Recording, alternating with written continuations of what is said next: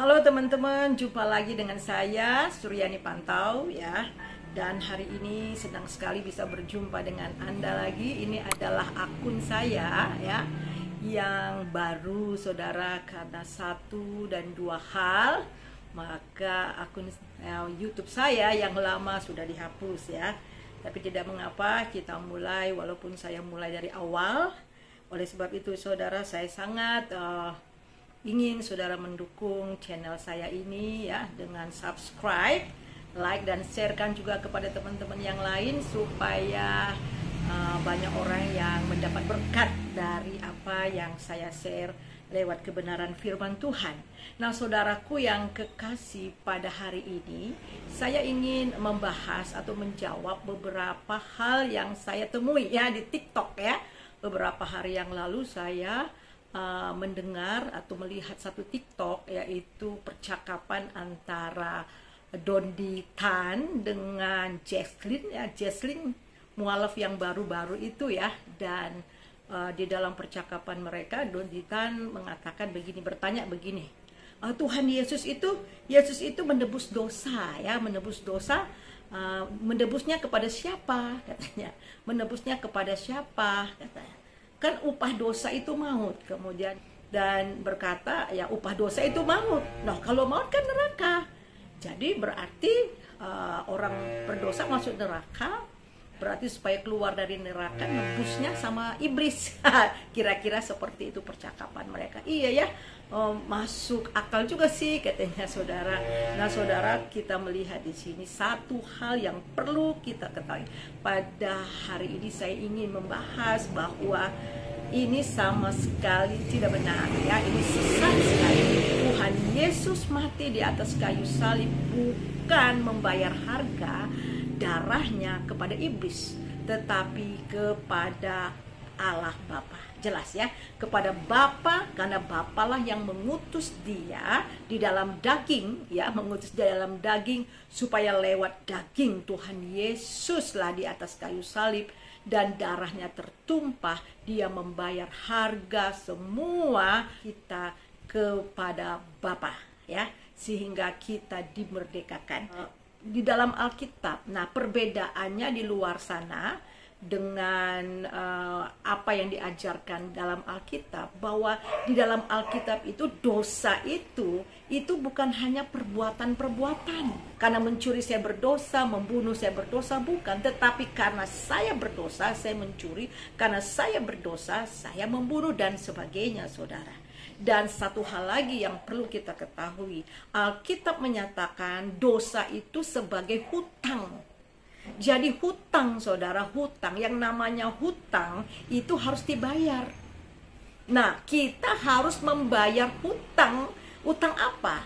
Ketika kita tidak melakukan keadilan, ketika kita tidak melakukan kebenaran, dan ketika kita melanggar aturan-aturan firman Tuhan, Taurat Tuhan, dan itu kita harus bayar. Kita harus bayar dengan keadilan kita harus bayar dengan kebenaran kita yang kita sudah langgar. Nah sekarang pertanyaannya, apakah keadilan saudara, apakah kebenaran yang saudara berikan itu cukup untuk membayar hutang, cukup untuk memenuhi standar daripada Tuhan? Jelas tidak cukup, jelas tidak akan mungkin cukup. Saudara harus tahu bahwa standar Allah itu sempurna. Standar Allah sempurna. Waktu kita masih kuliah, waktu sekolah ya, 100 itu adalah angka sempurna. Nah kalau kita mendapat 85, apakah itu sempurna? Tidak. Apakah itu baik? Ya baik, tapi sempurna enggak? Enggak sempurna. Oke, kita dapat 95. Apakah itu baik? Ya sangat baik. Akan tetapi tidak sempurna. 99,9. Bagaimana? Baik. Oh itu sangat baik, bagus banget ya. Tetapi tidak sempurna. Nah standar Allah itu adalah sempurna. Jadi berapa banyak yang harus kita bayar hutang kepada Allah, semuanya tidak sanggup. Oleh sebab itulah Tuhan Yesus memberikan satu ilustrasi. Dan seorang yang terlibat hutang dan hutangnya banyak sekali, tetapi dia menghapus semua hutang-hutangnya. Nah, saudaraku yang kekasih, Alkitab tegas mengatakan, saudara, manusia diciptakan di dalam kemuliaan Allah, manusia diciptakan di dalam kebenaran Allah, manusia diciptakan di dalam kekudusan dan keadilan Allah. Tetapi karena dosa, saudara, karena dosa semua itu menjadi rusak. Manusia tahu akan keadilan, manusia tahu akan kebenaran, manusia tahu akan kesucian dan mulia, tetapi mereka sudah tidak sanggup lagi untuk melakukannya.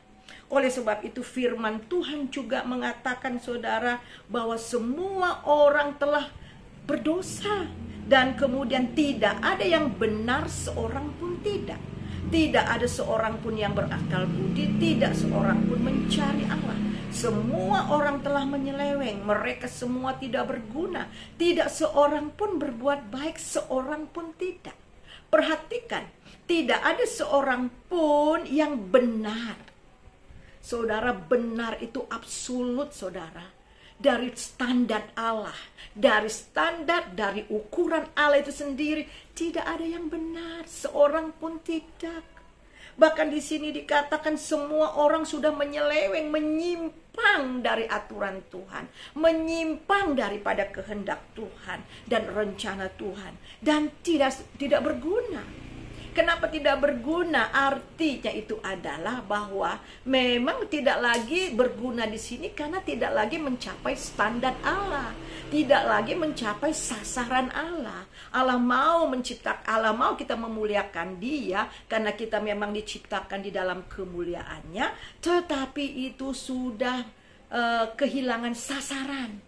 Sasarannya udah nggak tepat, tidak lagi mencapai standar Allah. Bahkan di sini dikatakan tidak ada seorang pun berbuat baik, seorang pun tidak. Tidak ada seorang pun berbuat baik, seorang pun tidak. Nah, saudara, apa maksudnya? Menurut standar Allah, sekali lagi, kebaikan manusia, kata Alkitab, seperti kain lara, kain kotor, saudara. Kain kotor itu ya, saudara, itu maaf ya, sama seperti orang yang haid, ya, wanita yang haid, kemudian darah tempat untuk pembalutnya, saudara, itu kotor banget. Oleh sebab itu, sekali lagi, kita bisa diampuni dosa-dosa kita, itu semua karena kasih karunia. Lalu berapa banyak kita harus bayar hutang kita, saudara? Dengan perbuatan, dengan amal, dengan semuanya, semua tidak mencapai standar Allah.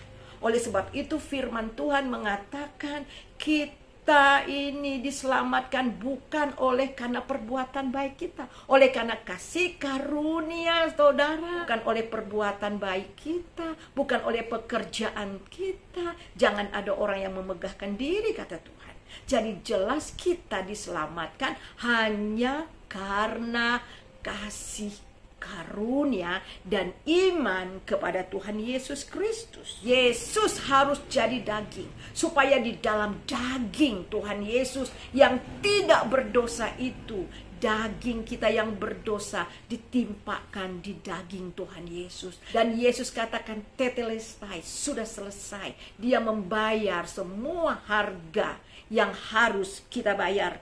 Nah, di sini kita melihat di dalam Roma pasal yang ke-8 ayat 3 dan ke-4, sebab apa yang tidak mungkin dilakukan hukum Taurat karena tidak berdaya oleh daging, telah dilakukan oleh daging dengan jalan mengutus anaknya sendiri dalam daging, yang serupa dengan daging, yang dikuasai dosa. Karena dosa, ia telah menjatuhkan hukuman atas dosa di dalam daging. Perhatikan, saudara, sebab apa yang tidak mungkin dilakukan hukum Taurat. Tidak ada seorang pun yang dapat melakukan hukum Taurat dengan sempurna, saudara. Ada 10-1 udah dilanggar semua.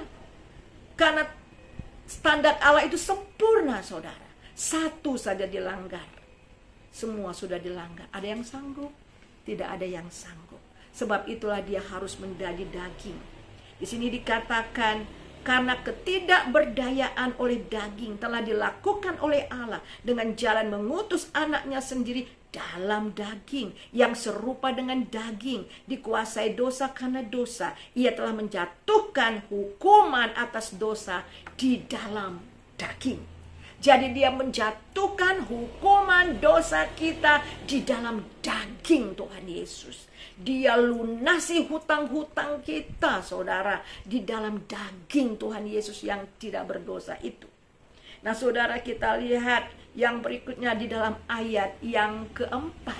Supaya tuntutan hukum Taurat digenapi di dalam kita yang tidak menurut daging, tetapi menurut roh. Bukan hanya dengan dagingnya yang sudah hancur di atas kayu salib untuk membayar semua hutang saudara, tetapi dengan darahnya sendiri. Dan ini sesuai dengan kitab suci, sesuai dengan apa yang sudah dinubuatkan di dalam perjanjian lama. Itu dapat kita lihat, saudara, di dalam Ibrani pasal 9 ayat 22. Dan hampir segala sesuatu disucikan menurut hukum Taurat dengan darah, dan tanpa penumpahan darah tidak ada pengampunan. Seandainya darah Yesus tidak tertumpah di atas kayu salib, maka tidak ada pengampunan buat saudara dan saya. Namun lewat daging dan tubuhnya yang terpecah-pecah di atas kayu salib, dan oleh darahnya yang telah tercurah, dia telah menggenapi tuntutan hukum Taurat bagi kita. Ini sudah ditetapkan hanya untuk berdamai, supaya kita bisa berdamai dengan Allah. Dia harus mencurahkan darahnya. Dia adalah anak domba Allah yang dijanjikan itu, saudara. Dan dengan darahnya tertumpah, di situ dia mengadakan pendamaian. Dia bayar. Dia bayar kepada siapa? Kepada Bapa. Dia bayar kepada siapa? Kepada Allah Bapa. Di dalam Matius 26 ayat 28. Sebab inilah darahku, darah perjanjian. Di dalam perjanjian lama sudah menyebutkan dengan darah perjanjian yang akan mengadakan pendamaian. Dan Yesus mengatakan darahnya adalah darah perjanjian yang dikatakan di dalam Taurat itu. Dan dia menggenapinya dengan apa? Mati di atas kayu salib, tercurah darahnya. Dan di sini dikatakan, sebab inilah darahku, darah perjanjian yang ditumpahkan bagi banyak orang untuk pengampunan dosa. Hanya lewat darah Yesus, oleh darah Yesus, saudara, dia bayar hutang kepada Allah. Ketika dia membayar harga, saudara dan saya dipindahkan oleh Allah dari kerajaan kegelapan menuju kepada terang anaknya lewat penebusan itu. Dan dia melunasi semua hutang-hutang kita kepada Bapa, dan memindahkan kita ke dalam kerajaan anaknya yang kekasih. Ya, dari kerajaan kegelapan kemudian kita dipindahkan di dalam kerajaan terang anaknya yang kekasih. Wah, dahsyat banget, saudara. Dan kemudian kita melihat lagi, saudara, bahwa kita sudah lunas dibayar.